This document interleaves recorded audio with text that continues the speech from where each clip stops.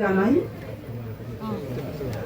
আজ আমাদের বিশ্ববিদ্যালয়ের উপাচার্য গুরুত্বপূর্ণ কাজে শহরের বাইরে রয়েছেন। তার অভাব আমরা খুব অনুভব করছি।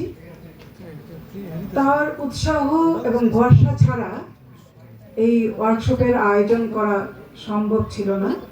কৃতজ্ঞতা জানাই তাকে। তার অনুপস্থিতিতে আমাদের ডিন অধ্যাপক কৌশিক চন্দ্র স্যার রয়েছেন উপাচার্যের দায়িত্বে। যে কোনো সময়ে সব সময় তার সাহায্য পেয়েছে বিভাগের কাজে। আজকের অনুষ্ঠানে স্বাগত জানাই তাকে। এখানে উপস্থিত রয়েছেন আমাদের উপপঞ্জীয়। যে কোনো কাজে বিভাগের যে কোনো কাজে তার কাছে দৌড়ে যাই। আজকেও একদম ভোরবেলা ঘুম ভাঙিয়েছে তাকে। স্বাগত জানাই তাকে।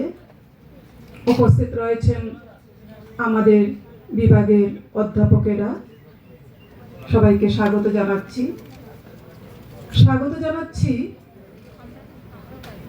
বিশিষ্ট লোকসাহিত্য গবেষক অধ্যাপক অমলেন্দু ভট্টাচার্য স্যারকে। লোক গবেষক হিসেবে তার পরিচিতি ভারত জোড়া। অসম সরকারের সংস্কৃতি মন্ত্রক তাকে আজানপীর সম্মান দিয়ে সম্মানিত করেছেন। অসমে তো বটেই, অসমের বাইরেও বিভিন্ন অঞ্চলে তিনি লোকসাহিত্য নিয়ে ওয়ার্কশপ এবং বক্তৃতা দিতে যান। স্যার অসুস্থ, কিন্তু আমাদের আমন্ত্রণ উপেক্ষা করতে না পেরে ছুটে এসছেন। কৃতজ্ঞতা জানাই তাকে। কৃতজ্ঞতা জানাই অধ্যাপক শ্যামানন্দ চৌধুরী মহাশয়কে। তিনি হাফলং সরকারি কলেজের অধ্যাপক। লোকসাহিত্য এবং পুঁথি নিয়ে গবেষণা করছেন দীর্ঘদিন। তিনি এখানে উপস্থিত, আমরা আনন্দিত। এখানে উপস্থিত রয়েছেন অনলাইনে এবং অফলাইনেও বিভিন্ন বিশ্ববিদ্যালয়ের অধ্যাপক, গবেষক এবং ছাত্রছাত্রীরা। তাদের প্রত্যেককেই স্বাগত জানাই।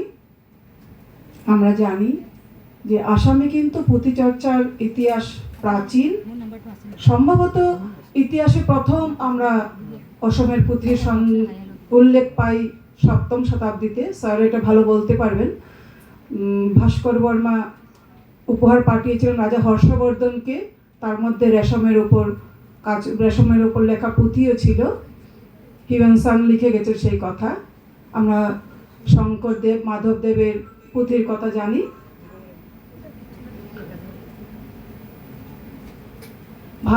আমরা হস্তিবিদ্যার্ণ পুঁথির কথাও জানি।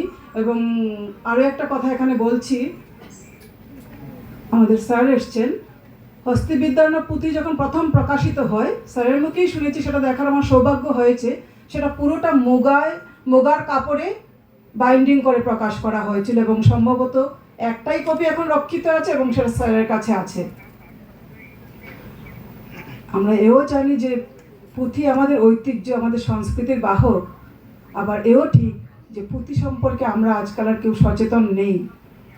পুঁথি সংরক্ষণের জন্য সংরক্ষণ যেমন, তেমনি পুঁথি